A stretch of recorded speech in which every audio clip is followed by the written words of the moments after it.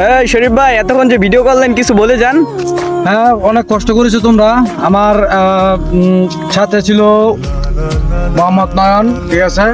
যাই হোক, নয়নের ভিডিও অনেক সুন্দর হয়, আর আমি নয়নকে নিয়ে বেশি ভিডিও করি। নয়ন আমার সঙ্গী, আর আমাদের ক্যামেরাম্যান দাঁড়াও দেখায় তোমার দেখায় এই যে আমাদের ক্যামেরাম্যান আছে শাকিল।